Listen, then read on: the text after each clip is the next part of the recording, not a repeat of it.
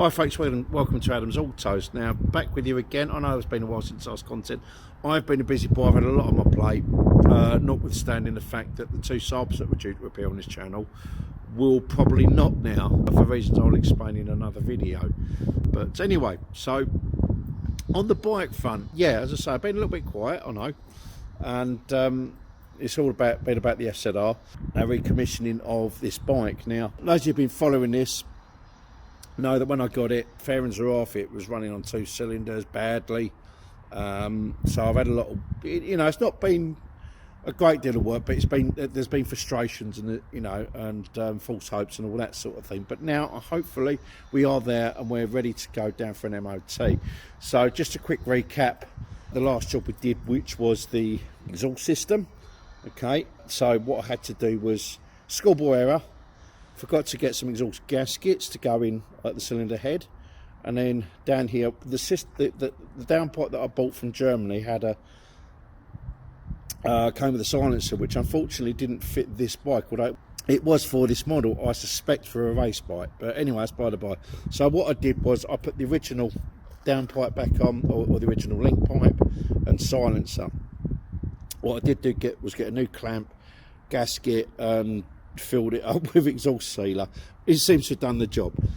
I may replace that can with another one at some point, I don't know, we'll see what happens. But anyway, so that was that. The other thing I had to do was replace the 2 springs. Now, I did buy some new springs, put them on, and they snapped after a little while. They were just slightly too short. So anyway, I bought a couple that were slightly longer. They sent me doing the job. So the exhaust is all on nice. As you can see, the bodywork is all on, with some nice little pro bolt fixings. I polished it all up, that's good, and that's all nice. The other thing that we had to do was fit a side light, because it didn't have one. It's supposed to have one for the UK.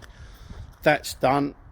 So I done all that, bolted it all back up, and then the side light stopped working. It was running to the clocks, it just wasn't running to the front and rear lights. So I had to pull, just do a fault trace, and in the end I think I wiggled them out, multi-plug by the seat, and they came back on again. Anyway, they're working, so maybe I'll have that plug out and clean it up, but we'll see what happens. So anyway, that's that done, and I was sort of pretty much there, and I had it booked in for an MOT, funnily enough, and then I thought, oh, hang on, this bike didn't come with a chain guard. So a quick Google onto Google. So a quick look on Google to have a look at prerequisites for an MOT and whether a chain guard was necessary, of which it was. So I'm like, no, crap, okay, I need a chain guard. There wasn't one supplied with the bike, so that then necessitated a hunt on all the usual sites, eBay mainly, and oh boy, what a fun and games that was. So standard behaviour, obviously Yamaha well out of stock of them now. Yambits and all those sort of places didn't have any, although I was still able to order the original fixing screws there and there. Yeah, the actual chain guard and the bracket that it screws into, because that's a separate unit on these, was just not about. So that then meant trawling further afield. And what ended up happening was this chain guard, actually, I found one in Italy. This one here, I found that in Italy, but I then needed a little bracket.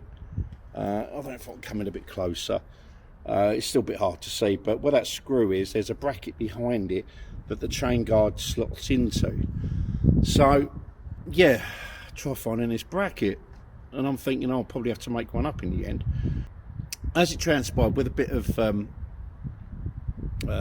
digging around on the internet and eBay, I eventually found a place in Germany, great back to Germany again after the downpipe debacle, that had the bracket.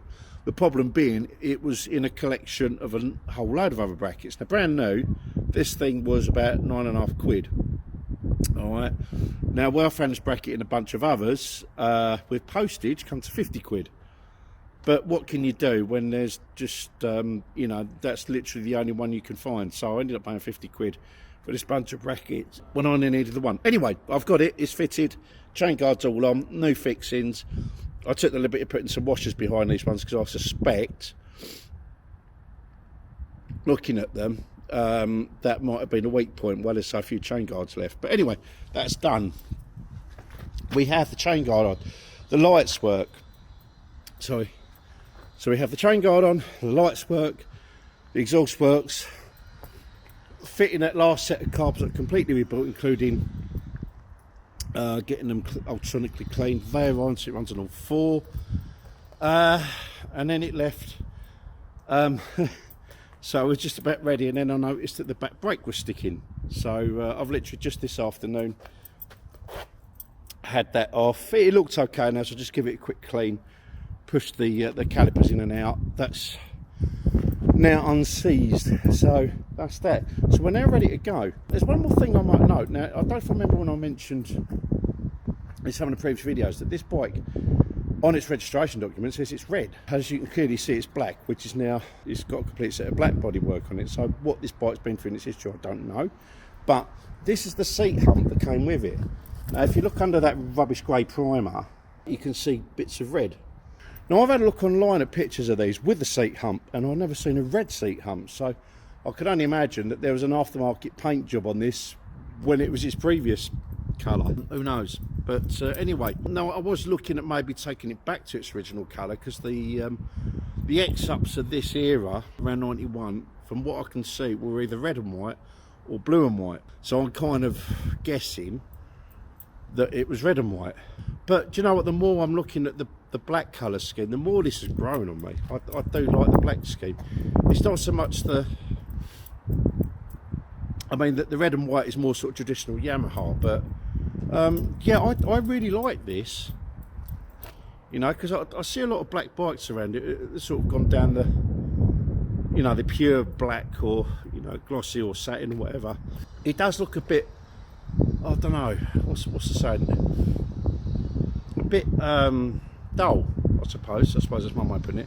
But I like this, whether it's because it's got the red, the streaks, and you got the black's offset with a bit of grey, and it's all really nice and shiny. That I don't know, but I do like it. Whether I'll look at getting some replacement bodywork that'll take it back to the colour scheme it should maybe have been when it was originally made, that one, we'll see. I mean, the one thing I will say is I do have, excuse the mess, I am tidying up on this. I've just had an outboard go out. I know there's an outboard at the back there, but I just had another outboard go to a local bike shop for repairs, which is now done. That's coming back there.